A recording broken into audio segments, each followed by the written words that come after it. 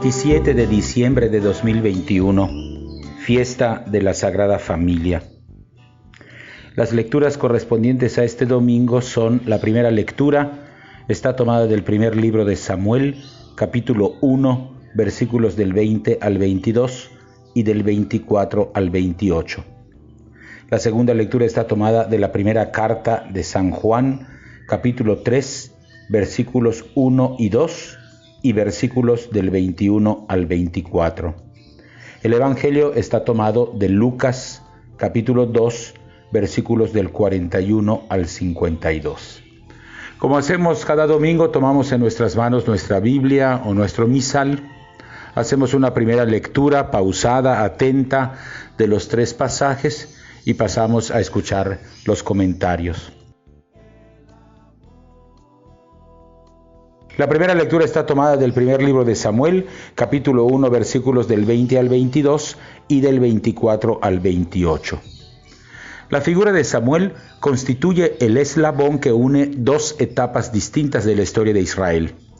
La etapa de los jueces, porque Samuel es calificado como el último juez de Israel, y la etapa de la monarquía, porque es a Samuel a quien le toca ungir como reyes a Saúl y a David. El libro de Samuel forma parte de un conjunto de libros que va del libro de Josué hasta el libro de los Reyes, que narra la llegada de Israel a la tierra prometida, la época de los jueces y el período de la monarquía en sus 2 momentos, cuando la monarquía estuvo unida bajo Saúl, David y Salomón, y más tarde cuando la monarquía se dividió en 2 reinos, uno en el norte, Israel, con capital en Samaria, y otro en el sur, Judá, con capital en Jerusalén. La sección 1, del 1 al 28, nos trae la escena del nacimiento de Samuel. Recomiendo vivamente leer la escena completa. Nuestra lectura es solo un fragmento de esta unidad más amplia. Papel importante ocupa Ana, su madre, mujer amada por su esposo Elcaná, pero estéril. Continuamente humillada por la otra esposa de su marido, Ana implora un hijo y Dios se lo concede, y ella le pone por nombre Samuel, Shemuel, Dios me ha escuchado, porque interpreta el nacimiento del niño como una respuesta a su súplica en la oración. En respuesta, Ana consagra a Samuel a Dios, a cuyo servicio lo entrega. Resalta en el sacrificio ofrecido ante el sacerdote el entorno religioso familiar en el que crecerá este servidor del Señor. El marco de la fiesta de la Sagrada Familia puede arrojar una nueva luz sobre este antiguo texto. La maternidad era, en tiempos antiguos, casi la única razón de aprecio por las mujeres. Hoy la mujer, habiendo conquistado mayores espacios de igualdad, es valorada por muchos otros motivos. La maternidad puede ser en nuestros tiempos un símbolo más amplio, que sirva para que tanto varones y mujeres comprendamos cuál es la esencia de la familia y se revele cómo es la entrega y no la posesión lo que constituye el eje de las relaciones familiares. La historia de la infancia de Samuel es un acicate para la construcción de familias de cuidado mutuo, en las que la clave de relación no sea el poder o la autoridad impuesta, sino el cuidado y la entrega generosa. La segunda lectura está tomada de la primera carta de San Juan, capítulo 3, versículos del 1 al 2 y versículos del 21 al 24.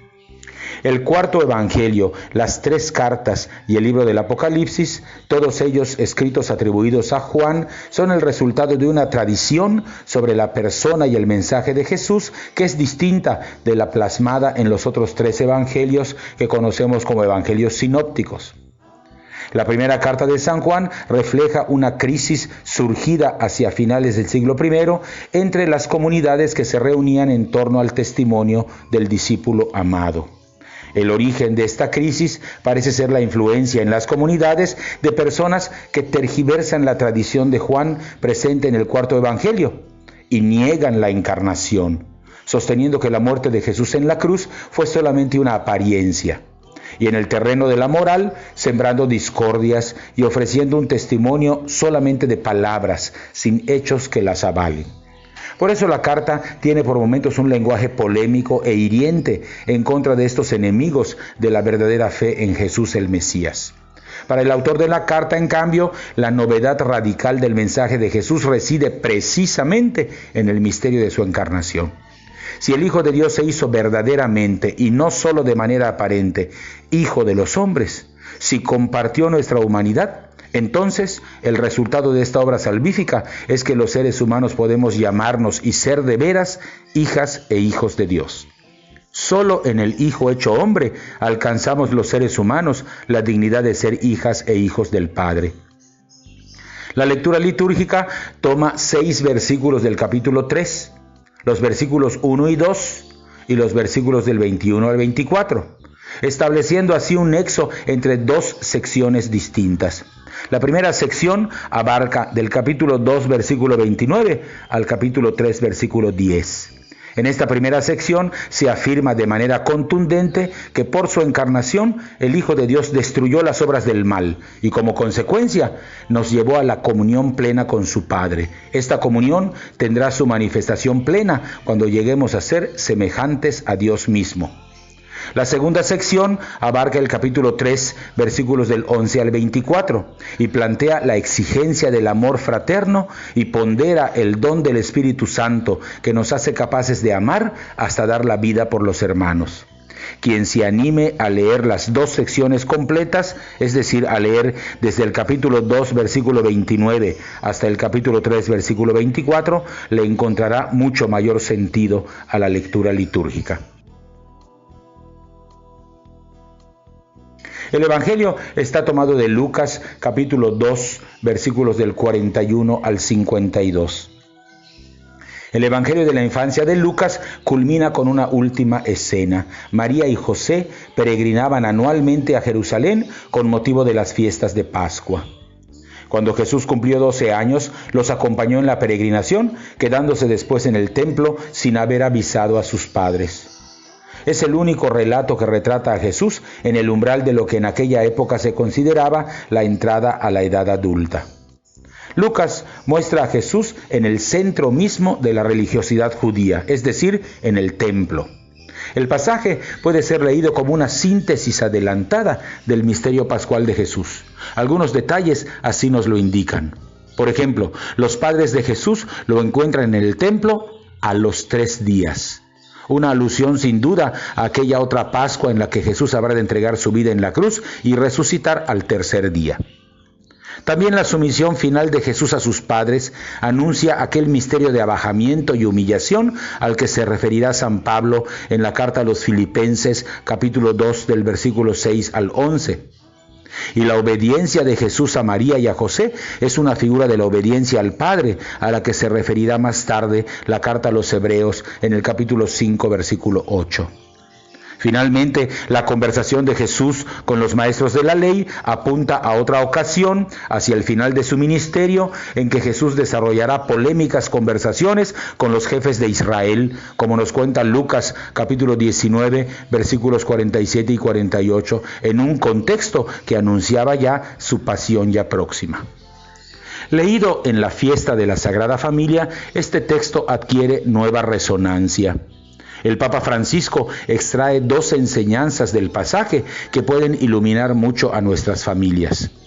Él dice que Jesús nunca renegó de su familia, sino que aceptó que su proceso de crecimiento implicaba esta estructura fundamental como vía de crecimiento en el cuerpo y en el espíritu, y que la confianza de María y de José al regreso de la peregrinación a Jerusalén implica que Jesús no vivió la familia como una relación cerrada y absorbente, sino que gracias a la confianza de sus padres, el niño podía moverse libremente y aprender a caminar con los demás. 2 enseñanzas que son especialmente pertinentes para nuestras familias actuales. Hasta aquí los comentarios de las 3 lecturas del Domingo de la Sagrada Familia. Volvemos a tomar en nuestras manos nuestra Biblia o nuestro misal. Hacemos una segunda lectura pausada, atenta, esta vez en oración de los 3 pasajes, y estamos listos para participar de la Eucaristía.